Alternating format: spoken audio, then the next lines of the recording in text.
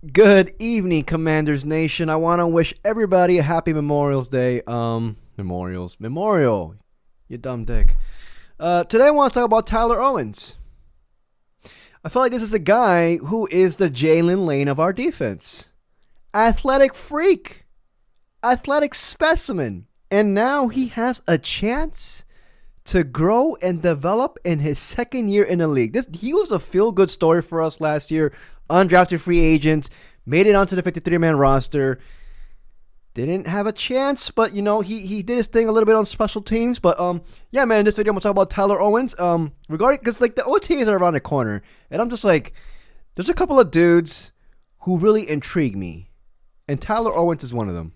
But yeah, man, if you enjoyed this video, please like and subscribe. I would truly appreciate it. So let's start first regarding his scouting report before he got to us. And how he fared coming out of college and all that stuff.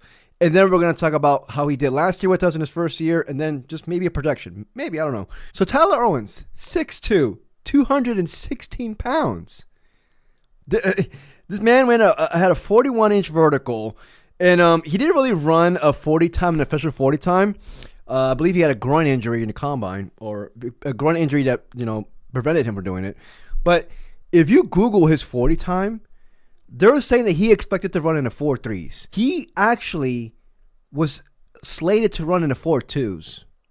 4.2s, not break the overall record. And I'm not joking. I know I can dick around here sometimes. I'm not. I'm gonna put a receipt right here. So I'm just like, I don't want you guys thinking I just freaking dropped the acid and I did this video. No, that's how athletic this guy is. Jalen Lane ran a 4.34. This dude is just up there. So, hey man, yeah, 4.2. That's crazy. And I swear, I'm sober. So it's 4.2 reportedly.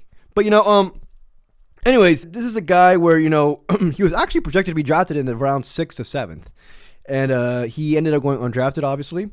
But he's a guy. His strengths are basically that he covets that blend of physical traits and top-end speed, obviously with that 4.2, 4.3 speed.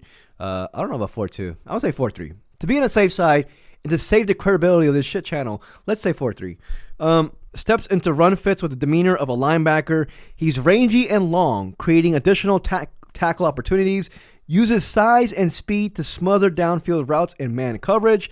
Potential to align over big slots and pass-catching tight ends. That's what we need. Somebody could. God bless Jeremy Chinn. I like him. He was solid against tight ends last year. I wouldn't say he was bad. He wasn't a liability, but Tyler Owens can do that. Anyways, but he again, they said potential to align over big slots and pass catching tight ends. Excellent on cover teams with the ability to stand out as a pro. Weaknesses though, he made just 12 career starts with fewer than 1,000 defensive snaps. This man is raw. Lack of experience shows up with apparent mental bust. Understanding of zone assignments seems to get murky. Not enough feel for leverage and pursuit angles and run support. Inconsistent at coming to balance and proper tackle positioning. That's the one that I had a little bit, Usually with the dudes who are like super fast, they can be a bit out of control. We've seen a couple safeties like that in our time, in our jerseys. Percy Butler's one of them. But anyways, yeah, just raw. I have in my notes. But last year, so he came in. We signed him, undrafted free agent. He made the initial 53-man roster, and it has me thinking. The Commanders obviously were intrigued with the overall physical stature of this kid. He barely played 7 tackles, 1 forced fumble. I'm putting his stats right here.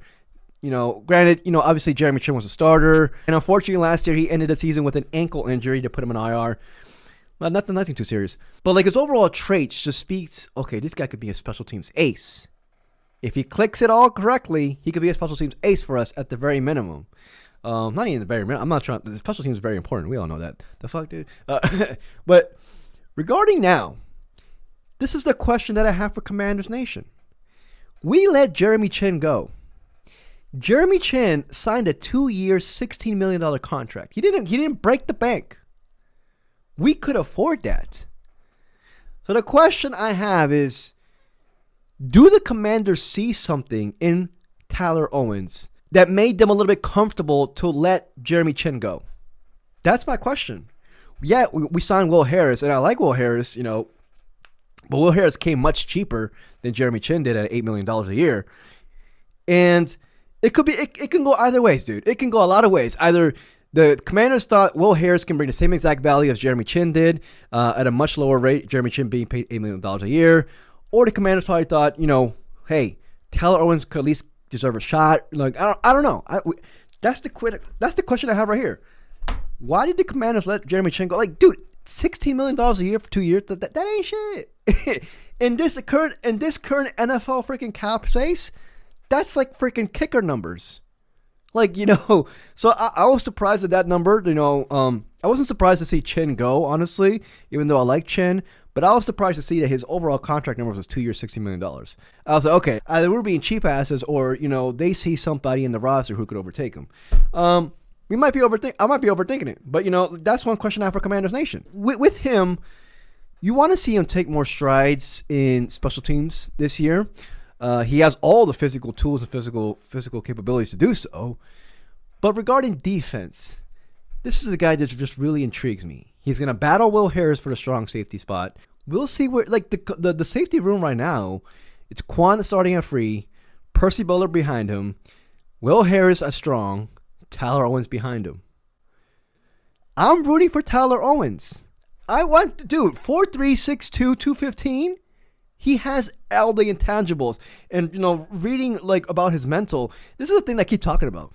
With all our players regarding the mental, every single player that we have that has, like, breakout potential, every young dude we have, they're all wired straight. Like, that's like dude that Adam Peters covets. And this guy joins the fit regarding Javonte Jean-Baptiste, Jalen Lane regarding our rookies this year. Like, he is mentally, like, he's locked in. He's not a knucklehead, So that's another thing. If you have the height, weight, speed combo, you have the overall physical attributes, and, you have your dedication, your mental right, dude, you're setting yourself up for success.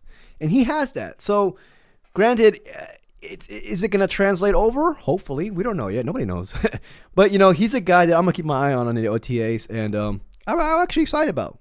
I'm rooting for you. How can you not root for the undrafted free agent? But, yeah, man, this is the guy where hopefully he takes at least a next step in a special teams role.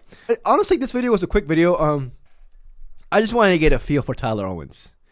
My biggest worry with him is just like, again, if you're that fast, it's like, I don't want you to freaking, take horrible angles tackling. I feel like I'm being stereotypical, but like, other than that, I mean, I'm voting for this kid. I really like this kid. I really like him. So, yeah, this video was more of a conversation starter.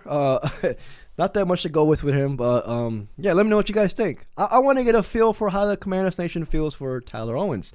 But yeah, man, if you enjoyed this video, please like and subscribe. I would truly appreciate it. Until next video, peace, y'all.